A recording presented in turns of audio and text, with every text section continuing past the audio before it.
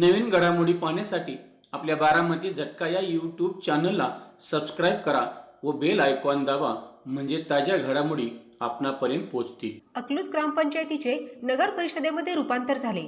त्यावेळी अकलूजचे सरपंच शिवतेसिंह मोहिते पाटील व उपसरपंच धनंजय भाऊ देशमुख होते। अकलूज नगर परिषद झाल्यानंतर पहिल्यांदाच निवडणूक लागली आहे। अकलूज नगर परिषद प्रभाग क्रमांक 12 मधून राष्ट्रवादी काँग्रेस शरदचंद्र पवार गटाकडून शिवतेसिंह उदयसिंह मोहिते पाटील व भाजप महायुतीकडून अमरसिंह धनंजय भाऊ देशमुख यांच्यामध्ये समोरासमोर लढत लागली आहे। अकलूज ग्रामपंचायतीचे शेवटचे सरपंच शिवतेसिंह मोहिते पाटील व शेवटचे उपसरपंच धनंजय भाऊ देशमुख यांचे चिरंजीव अमरसिंह देशमुख यांच्यात रंगतदार व चुरशीची निवडणूक सुरू आहे। प्रस्थापित मोहिते पाटील घराणे आणि देशमुख घराणे यांचे 3 पिढ्यांपासून राजकीय व कौटुंबिक जिव्हाळ्याचे संबंध आहेत।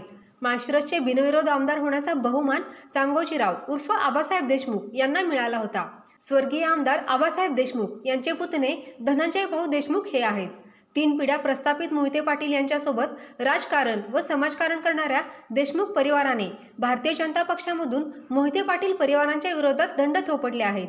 या पार्श्वभूमीवर धनंजय भाऊ देशमुख यांच्याशी बारामती झटकाचे संपादक श्रीनिवास कदम पाटील यांनी अकलूज येथील निवासस्थानी संवाद साधला आहे।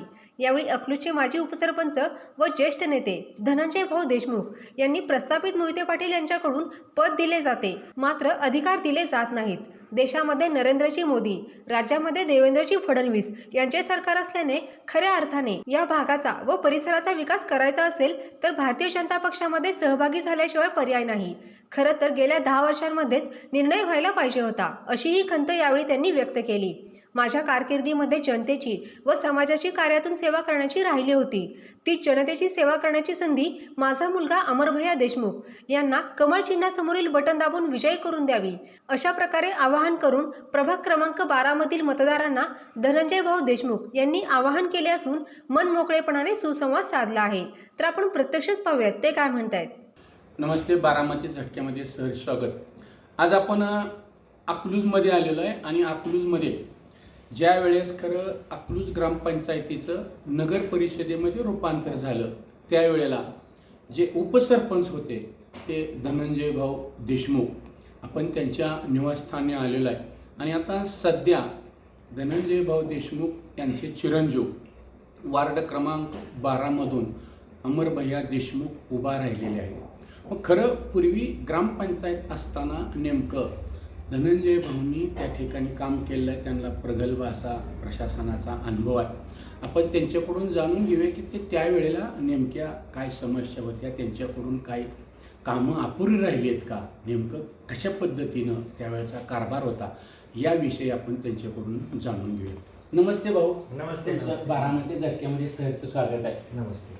मला सांगा, तुम्ही हे अकलूज ग्रामपंचायतला उपसरपंच म्हणून तुम्ही काम केलेलं होतं, पण त्यावेळेस खरं नेमकी कशी होती कामकाजाची पद्धती? कामकाज होतं म्हणजे त्यावेळेस पद होतं, परंतु जे काय आपल्या मनात ज्या संकल्पना होत्या किंवा असं गाव झालं पाहिजे, विकसित झालं पाहिजे, ज्या कल्पना होत्या आधुनिक काहीतरी करावं वेगळं, ते पूर्ण होऊ शकले नाही। म्हणजे त्या काळात पद होतं पण अधिकार नव्हते। पद होतं पण अधिकार नव्हते।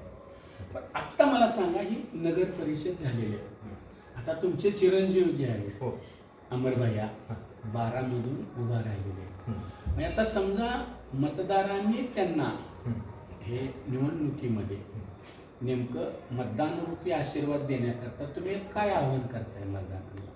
आता कसं आहे, ही नवीन पिढी आता पुढं सक्रिय झालेली आहे। आम्ही केलं, आमचा घराण्याचा राजकीय वारसा आहे आणि त्यामुळं जास्त युवकाचा ओढा की बाबा बाह्याला राजकारणात येऊ द्या, समाजकारणात येऊ द्या, त्याला संधी द्या, अशा पद्धतीनं भरपूर मागणी बऱ्याच दिवसापासूनची आहे आणि त्या दृष्टीनं मग आता त्याला ह्याच्यात आम्ही पाठवलं आणि सध्या कसं आहे, केंद्रात राज्यात भाजपचं सरकार आहे आणि सक्षम नेतृत्व आहे वर राज्यात आणि इथं आपल्या इथं, तर त्या दृष्टीनं कामं होते आणि ते आपल्या ज्या काही संकल्पना होत्या की त्या मुलं पूर्ण करतील एक आत्मविश्वासन अशामुळं आम्ही तो निर्णय घेतलेला आहे. अतिशय चांगला भाऊ निर्णय आहे की म्हणजे तुम्हाला जे काही करता आलं नाही ते तुम्ही मुलांकडून करायचं ठरवलं. हो म्हणजे तुम्हाला अकलूजच्या जनतेची हो तुम्हाला करता आलं नाही सेवा त्या हा, नेतृत्वाच्या मुळं हो आता मुलाकडून करायचा हा तुमचा एक खऱ्या अर्थानं. हो आता मला एक सांगा की भारतीय जनता पार्टीकडून तुमचे चिरंजीव उभा आहे हो 12 प्रभाग प्रभागामध्ये. 12 हा. त्या प्रभाग 12 लोकांना तुम्ही काय आव्हान करताय?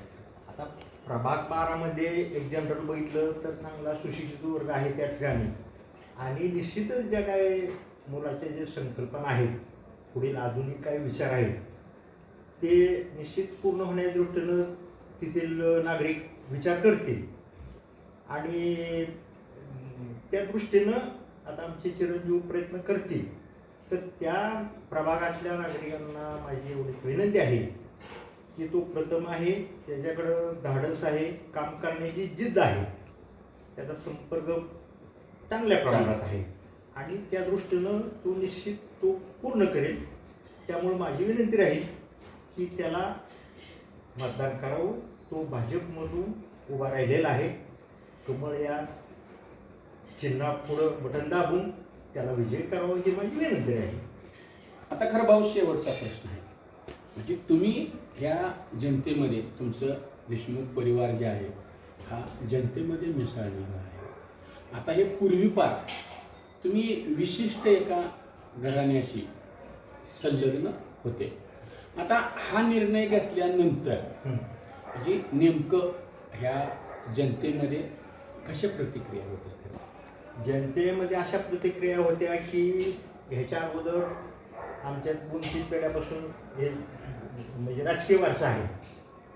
आमच्या आजोबापासून वडील कारखान्याकडे संचालक होते, आमचे चुलते आमदार होते, आमचे चुलत बंधू राजकारणात होते, मी पण होतो.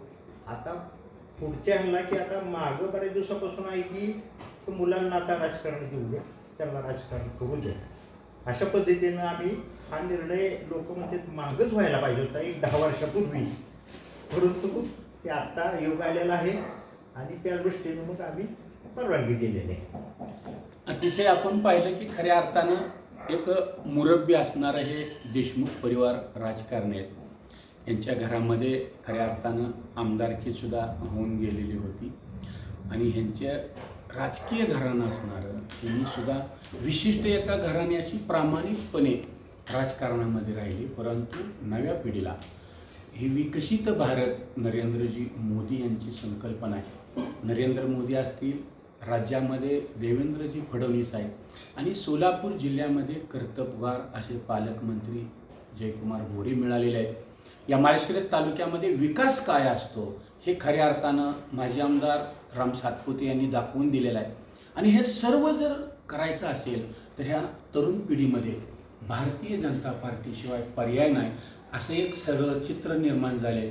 निश्चितपणे भाऊ तुमच्या ज्या उपसरपंच पदाच्या कारकिर्दीमध्ये तुमच्या ज्या काही मनामध्ये संकल्पना असतील गोरगरिबांची जनतेची सेवा करण्याची असतील ते निश्चितपणे या मतदानाच्या रूपानं अमर भैयांना जर संधी दिली जनतेनं तर निश्चितपणे तुमच्या ज्या काय मनामधील संकल्पना विकासाची धोरणं आहेत ती निश्चित करतील. तुम्ही आलात आणि खऱ्या अर्थानं मन मोकळेपणानं आमच्याशी चर्चा केली त्याबद्दल बारामती झटका परिवारांकडून नमस्कार.